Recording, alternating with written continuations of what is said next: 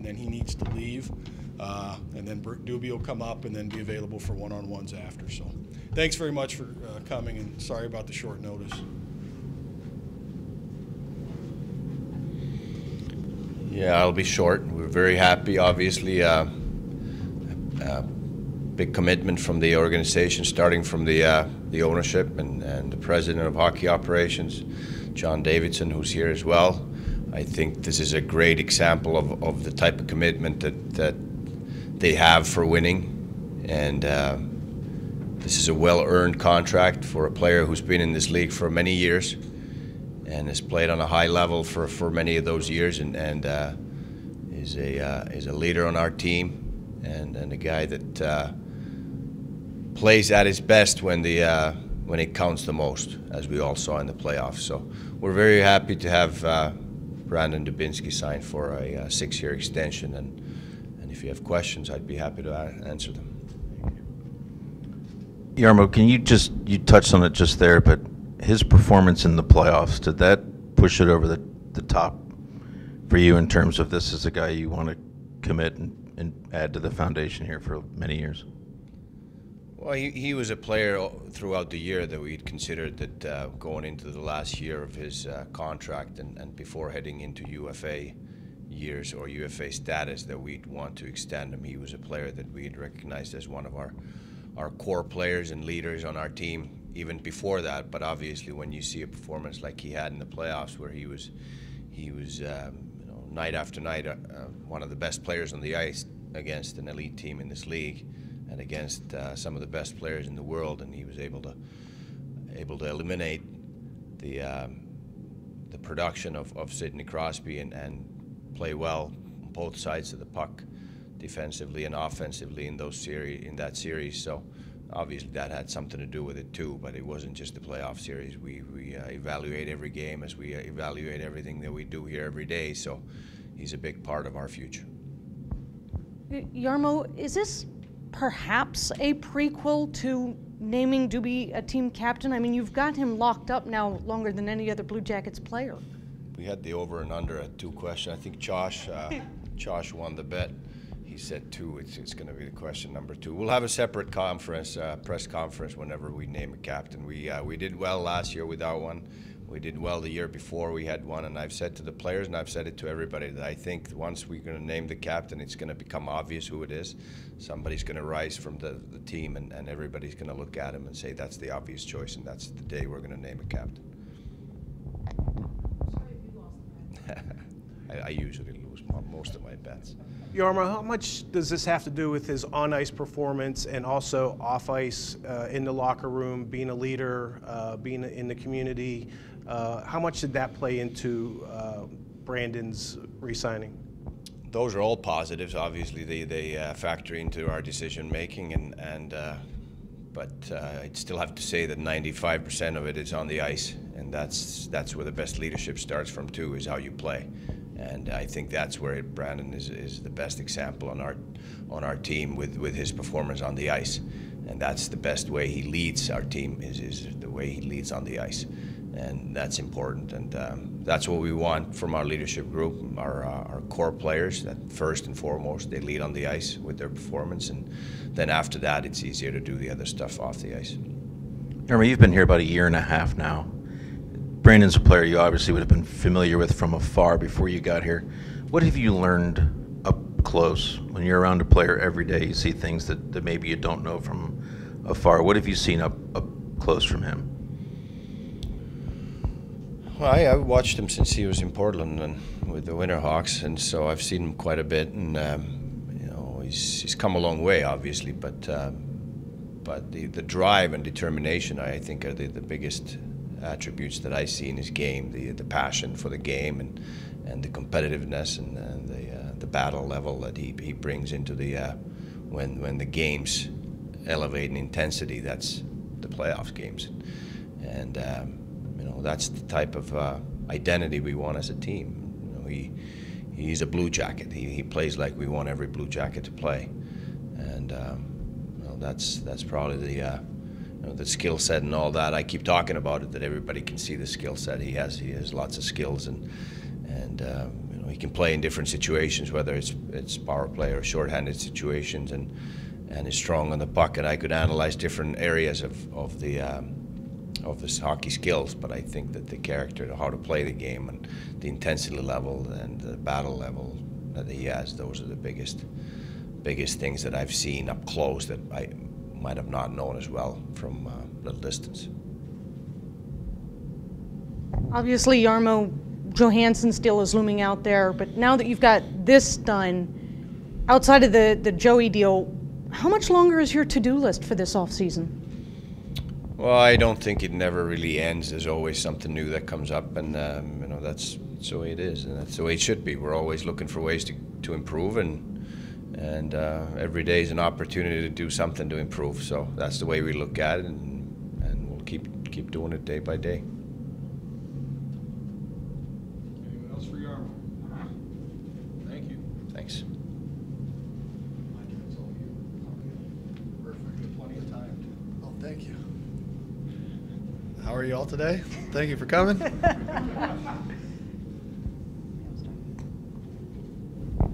Brandon, can you step back to the day you were traded here? It's been almost 2 years now. What you thought you were getting yourself into versus how this has played out in 2 years? Because I think the picture's a lot different now than many people would have anticipated. Yeah, it is for sure. But I first got traded here. I just tried to come in here with an open mind, and we had made some other moves that I thought made this team better. And I thought that the year before I got here, there was, after some of those moves were made, Artie and I coming over here, Foligno, Bobrovsky, I firmly believe that our team was better than how they had performed the year prior. So, I didn't come in here, thinking, I'm going to the worst team in the league. I came in here with, with an open mind and a good attitude, and found out that we had a great group of guys that was willing to play hard for each other. And, we started building from, really the day that I got here up to where we are now. The importance for you to have a no-move clause in the contract and what that means for stability for you and your family? Yeah, I mean, it's, I have a young family. I have a baby. I'm sure my wife and I will try and have at least one more, and it's nice to get that stability. And living in New York and even here, I've been in a condo for 9 years, so it'll be a nice opportunity to find a house and settle down somewhere for a while and not have to worry about anything other than, focusing on my family and focusing on coming to the rink and trying to help this team win. What does it mean to you to be sort of the guy in the room that is the driving force for this club a lot of nights? This is a different situation, I think, than you've been in before. And this, I don't want to say it's your club because there's a lot of guys that carry it, but you're right front and center with a lot of that. Yeah, obviously, it's a huge honor to, be given that type of role with the team. But as you said, it's not just me. And, Jarmo touched on it as far as the leadership by committee. And, everybody's always anxious to have a captain, but, we have a lot of guys in there that lead. Everybody kind of leads in their own way, but I think collectively as a group, we play hard for each other. We find a way to get it done. And, we enjoy coming to the rink every day. So, again, it's a big honor to be in this position and to have this role with this team. But there's a lot of guys in the team's much bigger, obviously, than just myself. Jarmo touched on it a bit in the sense that the way you played in the playoffs really cemented to them that you were a guy they wanted to commit to long term. Did that also cement something for you in terms of how this city responded, how it felt like a rink in a city that was a hockey town again? Did that confirm something with you as well?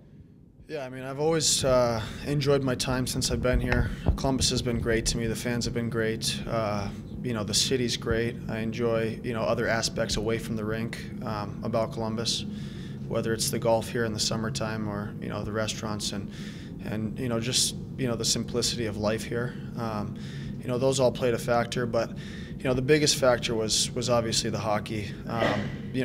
Through my conversations with Jarmo and JD and even, Richie, it's I think the commitment to winning. They want to, they've said it before, they want to win here. I want to win, and I think that our interests were aligned, and that's why we got this done. And Jarmo said that I could have had the opportunity to play this year and go to UFA, but I just felt like our team was headed in the right direction. On all levels, with the veterans, with the young guys that are already on the roster, with the prospects in the organization. Just the direction this team's headed. I think we're headed in a great direction, and I'm really happy and really excited to be a part of it. Brandon, you talked about some of the guys who came over the same time you joined the team. What do you see in some of the younger guys, the newer moves the organization has made that's inspiring you to stay here long term? Well, I think between Jarmo and JD and the whole hockey ops department, what I've seen and what I've heard through talking, whether it's my agent or other people in the hockey world, is and you can see it too. Obviously, I'm not as familiar with the prospects or the scouting process or anything like that, but by all accounts, they know what they're doing, and it's the young guys are coming in, and you can see it with Boone and with Ryan Murray. They're making some great moves, and they're helping our team not only be younger, but also be better. So I'm excited for that too. And Jarmo mentioned your leadership. How do you challenge yourself to lead some of the younger guys? How do you look to do that both on and off the ice? Yeah, I mean, it's a process. I still have a lot of learning to do, and I think the on ice is the easy part. Sometimes it's the off ice that you got to continue to work on, continue to know when to do or say the right things. How to challenge guys properly, or how to pick guys up when they're down, things like that. The on ice is just, I'm just a competitive person, and as Jarmo said, I try and go out there every night and play the same way and play to win. So the on ice is the easy part. Brandon, jumping off that answer then, who have been your role models when it comes to leadership? I've had, I've been pretty lucky. I've played with, a couple Hall of Famers, couple almost Hall of Famers, some guys when I first came in the league. I mean, it was my first couple of years, it was like an all-star team.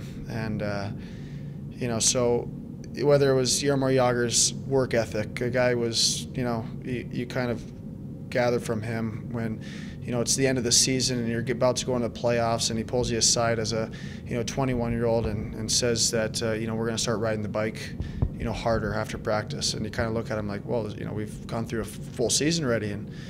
And he says, well, this is going to make it so that when we're in Game 6 and Game 7, we're going to, be better. So whether it's a guy like that or a guy like Chris Drury who didn't say a whole lot, but you could just, when he did say something, it meant something, and everybody listened up. So, I play with Marcus Naslund, another natural, unbelievable leader, who taught me a lot, and I only played with him for one season because he retired for a second. But I've been fortunate to play with a lot of guys, and I think just grabbing bits and pieces from each guy along the way is sort of helped me out. Anything else? Brandon, as you evaluate the roster coming back, presuming Ryan's deal gets done and all that good stuff happens, how do you guys in this locker room, as you had these conversations when you're playing golf, when you're having time away from the rink this summer, what is that enthusiasm level like as you return this fall and you look at what could happen here? Yeah, I mean, I think we believe that we have a great group of guys. We believe that we have a good team, and we have high expectations for ourselves. We showed that we could get into the playoffs, and I think our expectation for ourselves is not just getting into the playoffs, but taking the next step and making a run in the playoffs. And I think with the personnel that we have and the young guys getting a little bit older and getting a little bit more mature, I think we can take that next step. And we grabbed a guy who's in Scott Hartnell, who's been in those situations and been in the battle, and he's going to make our team better. And I think everybody's excited and everybody's anxious, and I think most of us wish the season was starting here next week. All right.